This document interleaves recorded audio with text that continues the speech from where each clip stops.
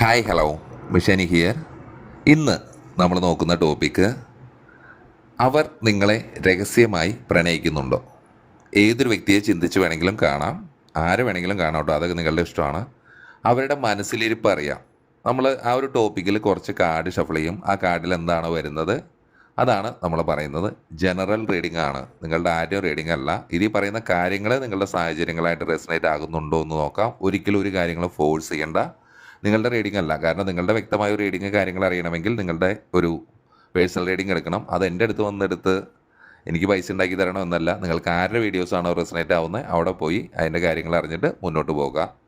Direct നമ്മളെപ്പോഴും പറഞ്ഞു സൊല്യൂഷന് വേണ്ടിയിട്ടാണ്, സൊല്യൂഷൻ കണ്ട് മുന്നോട്ട് പോകാനാണ്, അല്ലാതെ ഇത് തന്നെ കണ്ട് ഇന്ന് വരും നാളെ വരും എന്ന് പറഞ്ഞിരിക്കാനല്ല. അപ്പോൾ നിങ്ങളൊരു വ്യക്തിയെ ചിന്തിച്ച് വേണമെങ്കിൽ കാണാം. പിന്നെ ഇതാ എല്ലാവരോടും ഞാൻ പറയുന്നു, താല്പര്യമുള്ളവർ മാത്രം കണ്ടാൽ മതി. ഇതിന് താഴെ വന്നിട്ട് വൃത്തികെട്ട രീതിയിലുള്ള കമൻറ്റുകൾ അടിക്കരുത്. എനിക്കൊരു ലിമിറ്റ് ഉണ്ട് പ്രതികരിക്കുന്നതിന്. ഓക്കെ, അപ്പോൾ നിങ്ങൾക്കൊരു വ്യക്തിയെ ചിന്തിച്ച് കാണാം, അവർ നിങ്ങളെ രഹസ്യമായി പ്രണയിക്കുന്നുണ്ടോ എന്ന് നോക്കാം. ഓക്കെ, താല്പര്യമുള്ളവർ മാത്രം കാണാം. പിന്നെ പേഴ്സണൽ റീഡിങ്ങിനാണെങ്കിൽ താഴെ നമ്മുടെ ഒരു നമ്പർ കൊടുത്തിട്ടുണ്ട്. അതിൽ ജസ്റ്റ് ഒരു പേഴ്സണൽ റീഡിംഗ് എന്ന് പറഞ്ഞാൽ അല്ലെങ്കിൽ ഹായ് എന്ന് പറഞ്ഞൊരു മെസ്സേജ് അയക്കണമെങ്കിൽ അതിൻ്റെ ഡീറ്റെയിൽ അയച്ചു തരും. അത് നോക്കിയിട്ട് ഒരു പ്ലാൻ തിരഞ്ഞെടുത്ത് പണം അടയ്ക്കുകയാണെങ്കിൽ 24 hours ഞാൻ നിങ്ങളെ തിരിച്ചു വിളിക്കും. അപ്പോൾ ആ സമയത്ത് നിങ്ങളുടെ കാര്യങ്ങളെല്ലാം പറഞ്ഞിട്ട് ഓൺ കോളിൽ നമുക്ക് കാർഡ് നോക്കാവുന്നതാണ്. നമ്മൾ നെഗറ്റീവും പോസിറ്റീവും പറയും. റിവേഴ്സ് കാർഡൊക്കെ എടുക്കുന്നുണ്ട്, താല്പര്യമുള്ളവർ മാത്രം വരിക. ഓക്കെ, അപ്പോൾ തികച്ചും ഫ്രീ ആയിട്ടുള്ളൊരു സ്ഥലത്ത് ഇരുന്നിട്ട് ഈ വീഡിയോ കേൾക്കാൻ വേണ്ടി ശ്രമിക്കുക. സ്കിപ്പ് അടിക്കാതെ ക്ഷമയോടുകൂടി തന്നെ പൂർണ്ണമായിട്ടും വീഡിയോ കാണാൻ വേണ്ടി ശ്രമിക്കുക. അല്ലെങ്കിൽ ഇടയ്ക്ക് പറയുന്ന കാര്യങ്ങളൊക്കെ മിസ്സായി പോകും. അതൊക്കെ നിങ്ങളുടെ ഇഷ്ടമുണ്ടോ, താല്പര്യമുണ്ടെങ്കിൽ മാത്രം കാണാം. അപ്പോൾ നമുക്ക് കുറച്ച് കാർഡ് ഷഫിൾ ചെയ്യാം. അവർ നിങ്ങളെ രഹസ്യമായി പ്രണയിക്കുന്നുണ്ടോ, അവരുടെ മനസ്സിലിരിപ്പ് എന്താണ് എന്നൊരു ടോപ്പിക്കിൽ കാർഡ് ഷഫിൾ ചെയ്യാം. ഓക്കെ,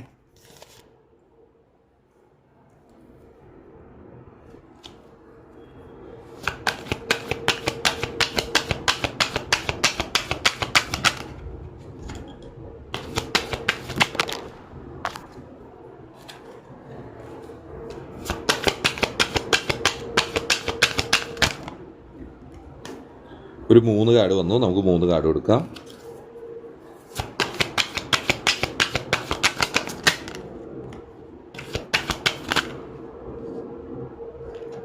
ഓക്കെ, 2 കാർഡ് എടുത്തിട്ടുണ്ട്.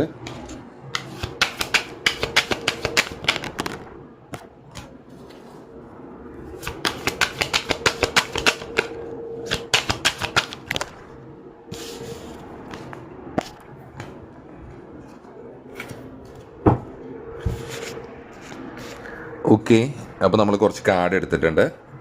ഈ കാർഡിൽ കാണിക്കുന്ന കുറച്ച് നമ്പേഴ്സ് കാര്യങ്ങൾ ഞാൻ പറയാം. 3 എന്നൊരു നമ്പർ വരുന്നുണ്ട്. ഓക്കെ, ലിബ്ര എന്നൊരു സോഡിയക് സൈൻ വരുന്നുണ്ട്. 5 എന്നൊരു നമ്പർ വരുന്നുണ്ട്. ലിയോ എന്ന സോഡിയക് സൈൻ വരുന്നുണ്ട്. സാജിറ്റാരിസ് വരുന്നുണ്ട്. സ്കോർപിയോ വരുന്നുണ്ട്. 14, 5 അങ്ങനെ 2 നമ്പേഴ്സ് വരുന്നുണ്ട്. ക്യാൻസർ, ലിയോ,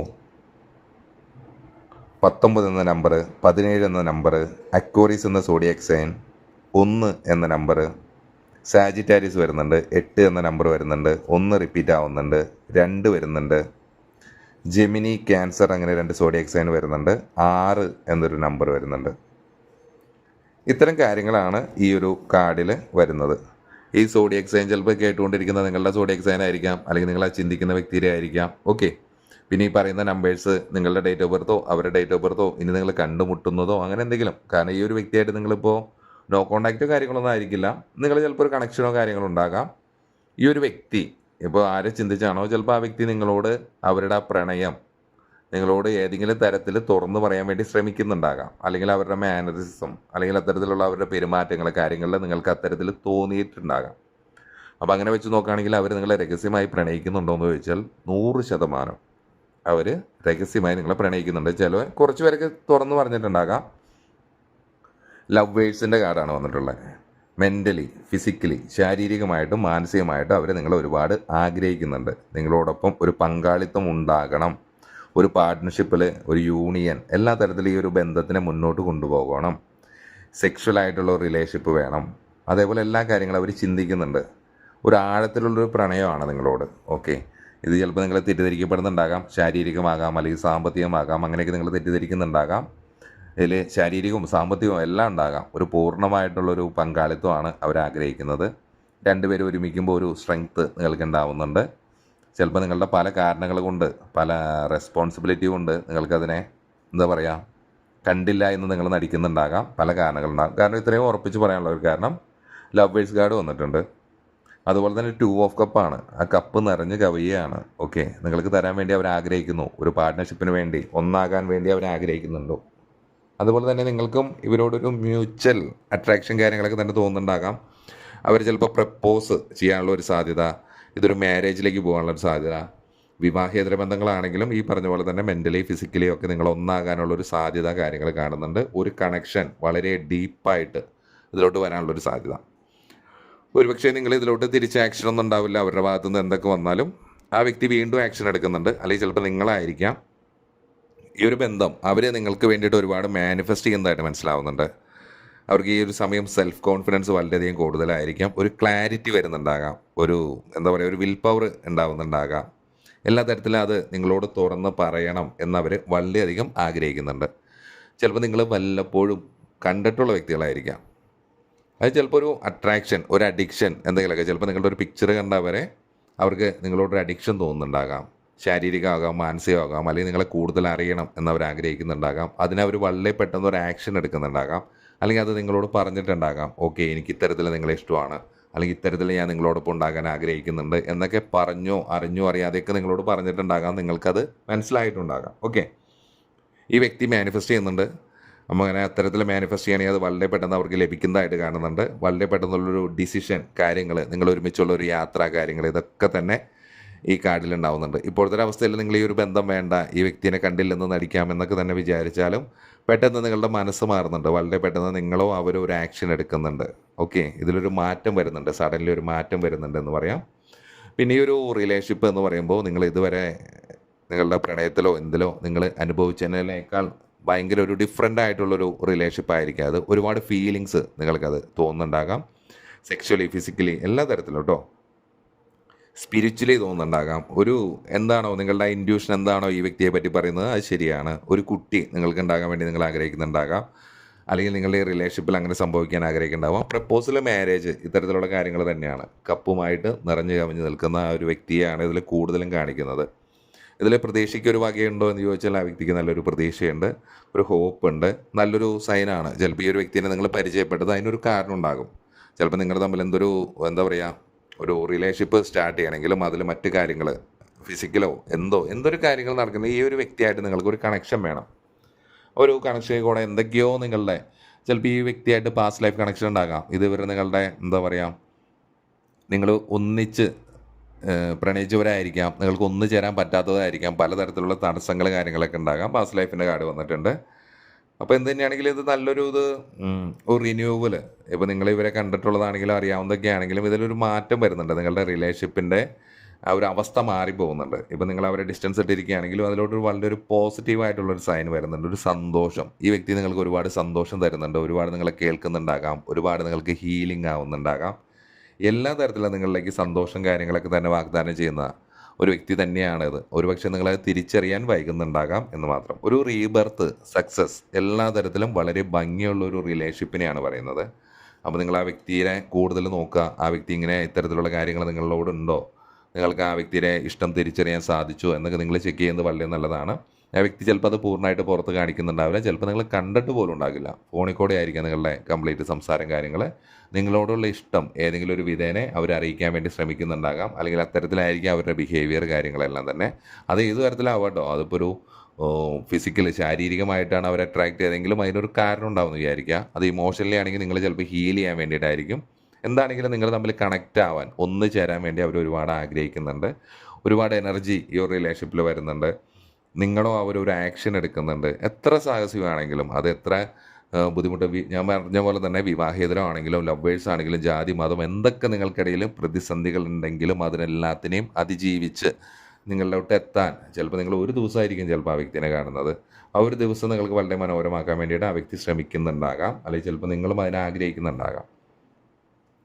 ചിലപ്പോൾ ഒരുപക്ഷെ നിങ്ങളോടൊക്കെ ഒരു ഇഷ്ടം തുറന്ന് പറഞ്ഞപ്പോൾ നിങ്ങൾ ഈ വ്യക്തിയിൽ നിന്ന് ഒഴിഞ്ഞു മാറിപ്പോയിട്ടുണ്ടാകാം. ഓക്കെ, അപ്പോൾ അതിനെ ആ വ്യക്തി അംഗീകരിക്കുന്നുണ്ടാകാം. ഓക്കെ, നമ്മളായിട്ട് അവർക്കൊരു പ്രശ്നം വേണ്ട എന്നൊരു രീതിയിൽ അവർ നിങ്ങളിൽ നിന്ന് അകന്ന് മാറി നിൽക്കുന്നുണ്ടാകാം.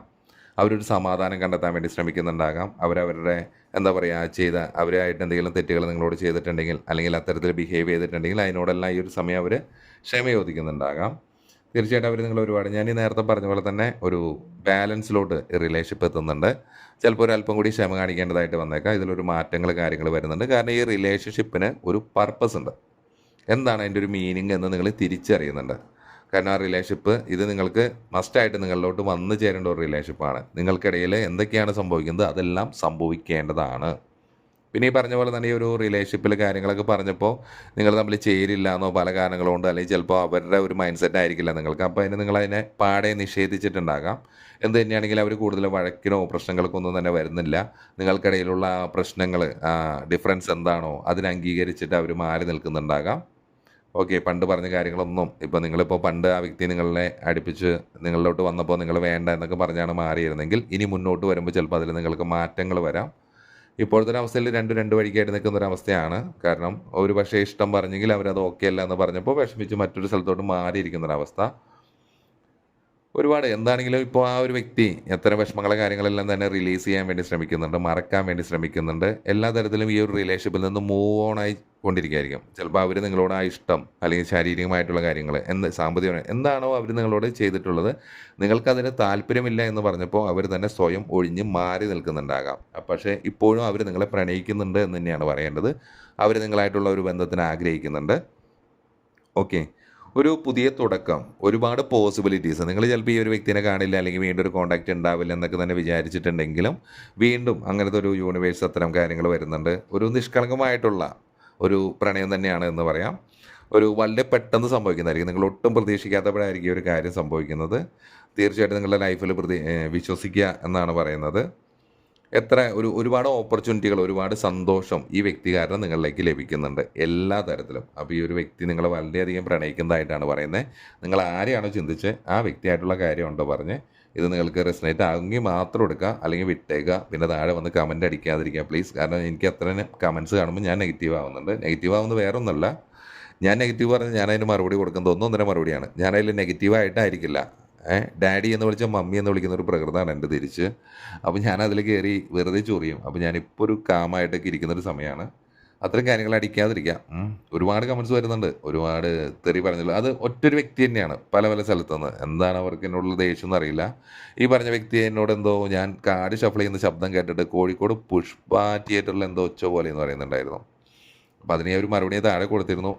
അദ്ദേഹത്തിൻ്റെ വീട്ടിൽ നന്നായിട്ട് ശ്രദ്ധിച്ചാൽ ഇത്തരം ശബ്ദങ്ങൾ കേൾക്കാൻ പറ്റും.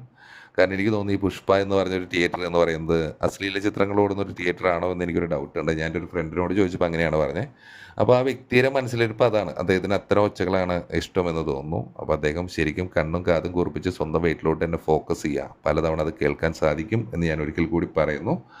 അപ്പോൾ ഈ വ്യക്തിയുടെ മനസ്സിലിരിപ്പോൾ നമുക്ക് മനസ്സിലായില്ലേ ഈ പറഞ്ഞ കമൻ്റ് അടിച്ച ആളുടെ. ഓക്കെ, അപ്പോൾ ആരെയും നമ്മൾ വീഡിയോ കാണാനൊന്നും ഫോഴ്സ് ചെയ്യുന്നില്ല. താല്പര്യമുള്ളവർ മാത്രം കണ്ടാൽ മതി. എനിക്ക് വലിയ നിർബന്ധമൊന്നുമില്ല. എൻ്റെ ചാനൽ എല്ലാവരും കണ്ട് എന്നെ സബ്സ്ക്രൈബ് ചെയ്യണം. താല്പര്യമുള്ളവർ മാത്രം നമ്മളുള്ളത് പറയും. താല്പര്യം മാത്രം മതി. അപ്പോൾ നമ്മളടുത്തൊരു വീഡിയോ ആയിട്ട് വീണ്ടും കാണുന്നവരെ ബൈ ഫ്രം മിഷാനി.